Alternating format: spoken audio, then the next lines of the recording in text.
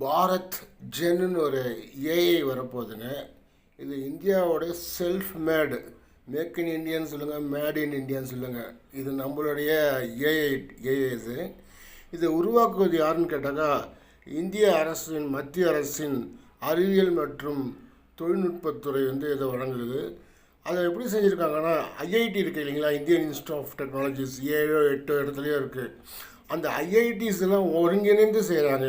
இது தலைமை ஒருங்கிணைப்பாளராக சீமான் மாதிரி கிடையாது, இவர் உண்மையிலுமே அறிவாளியான இவர் ஒருங்கிணைப்பாளர். தலைமை ஒருங்கிணைப்பாளராக மும்பை ஐஐடி செயல்படுது. மேலும் சென்னை, மண்டி, கான்பூர், ஹைதராபாத் போன்ற ஐஐடிகளும் இதில் சேர்ந்து செயல்படுறாங்க. இதில் 8 டூல்ஸ் இருக்குங்க. அதாவது 8 ஏஐ டூல்ஸ், தமிழில் சொல்கிறோன்னா 8 ஏஐ கருவிகள் இருக்குது.